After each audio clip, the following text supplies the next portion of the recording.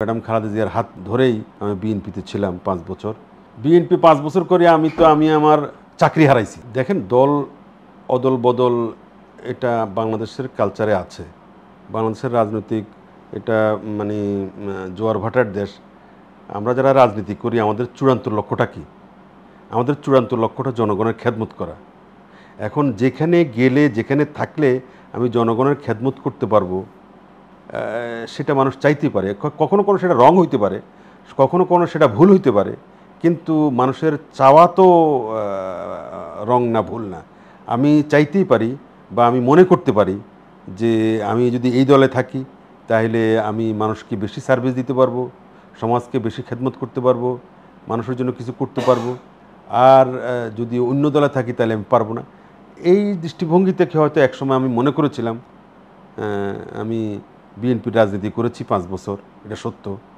আমি 5 বছর BNP madam Khaleda জিয়ার হাত ধরেই আমি বিএনপিতে ছিলাম 5 বছর। তো আবার আমার কাছে মনে হয়েছে যে বিএনপির রাজনীতি করে আমি নিজের জন্য কিছু করতে পারছি না এবং জনগণের জন্য কোনো কিছু করার সুযোগ আমার নাই। এটা আমি মনে করছি। হইতে পারে আমি রং, হইতে পারে আমার ভুল। তো আমি মনে করেছি যদি আমি জাতীয় পার্টিতে আবার ফিরে যাই তাহলে আমার হয়তো জনগণের জন্য কিছু করার, তাদের খেদমত করার, তাদের জন্য তরুণ সমাজের জন্য কিছু করার, বিশেষ করে আপনার অবহেলিত, নির্যাতিত, নিপীড়িত সাধারণ মানুষের জন্য কিছু করার একটা সুযোগ তৈরি হবে। সেই আশায় হয়তো আমি আবার ফেরত আসছি, কিন্তু সেটাও ব্যর্থ হইতে পারে। রাজনীতি তো উত্থান পতন হয়।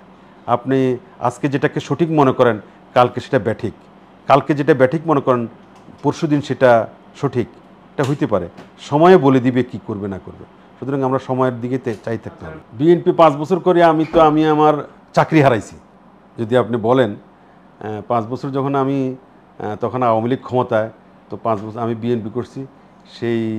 সেই সময়টাতে মানে আমার কর্তৃপক্ষের কাছে ব্যাপকভাবে সরকারি দলের লোকদের পক্ষ থেকে বলা হয়েছে যে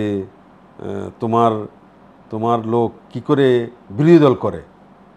আমি তো একটা এম্বাসিতে চাকরি করতাম, তো আমার মানে এম্বাসির কর্তৃপক্ষ, অ্যাম্বাসেডরকে বলা হইতো, মানে সেটা একদম অফিসিয়ালি বলা হইতো যে আপনার স্টাফ, আপনার কর্মচারী কর্মকর্তা কিভাবে একটা বিরোধী দল করে, সে করবে সরকারি দল, সে কীভাবে বিরোধী দল করে।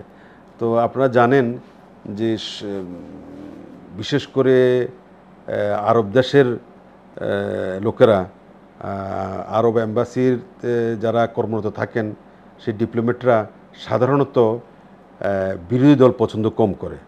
তারা সরকারি দলের সাথে কাজ করতে স্বাচ্ছন্দ্য বোধ করে। ঠিক আছে?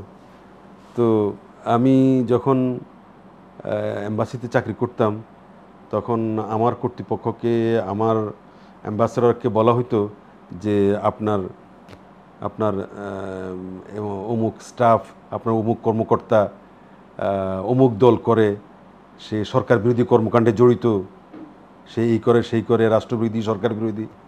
তখন আমাকে স্বাভাবিক নিয়মে সেটার প্রভাব আমার উপর পড়েছে এবং বিএনপি করিয়ে 5 বছর বিএনপি করি আমি আমার জীবনের মানে যে অর্জন সেটা আমি হারাইছি। মূল কথা আমি মানে সম্মানের সাথে চাকরি করতাম, সে চাকরিটা হারাইছি। হ্যাঁ, আমি তো ছিলাম মধ্যপ্রাচ্যের কাতার এম্বাসিতে, কাতার দূতাবাসে আমি জনসংযোগ কর্মকর্তা হিসেবে কর্মরত ছিলাম। তো আমি যখন বিএনপি করি বলে তারা জানতে পারছে এবং অফিসিয়ালি বলা হয়েছে যে তার বিরুদ্ধে অ্যাকশান নেওয়া হোক, সেটার শিকার আমি হয়ে গেছি। জানতো কিনা যাই না, বিএনপি তো কত কিছুর খবর রাখে না। বিএনপি তো মানে তাদের নেতাকর্মীরা, অনেক নেতাকর্মীদেরকে তারা ঠিক মতন মূল্যায়নও করে না। আবার যাদেরকে মূল্যায়ন করার দরকার তাদেরকে মূল্যায়ন করে না, যাদেরকে মূল্যায়ন করার দরকার নেই তাদেরকে মূল্যায়ন করে। বিএনপির মধ্যে এই সমস্যা তো আছে। এখন তাদের উচিত ছিল আমার খোঁজ নেওয়া, তো তারা তো নেই। তো এতে আমার কোনো ইয়ে নাই। রাজনীতি করতে গেলে এরকম কখনো তিরস্কৃত হয়, কখনো পুরস্কৃত হয়, অনেক কখনো হারায়, কখনো অর্জন করে, এটাই রাজনীতি। আবার বিএনপি ছাড়লেন কেন? ওই তো বললাম, আমি মনে করছি যে বিএনপি এই মুহূর্তে বিএনপি ছাড়লে আমি মানুষের জন্য কিছু করার একটা সুযোগ তৈরি হইতে পারে, এটা মনে করছি। দেখেন, রাজনীতিতে সব কথা সব কিছু বলা যাবে না, বলা যায় না, সব কিছুই আপনি বলা যায়।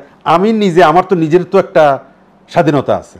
আমি নিজে মনে করেছি যে আমার যে উদ্দেশ্য, আমার যে লক্ষ্য, আমার লক্ষ্য কি মানুষের জন্য কিছু করা, সেটা এই মুহূর্তে যদি আমি আমার এই দল করি, তাহলে আমার কাছে মনে হয়েছে যে আমি মানুষের কাছে যাইতে পারবো, মানুষের জন্য কিছু করতে পারবো।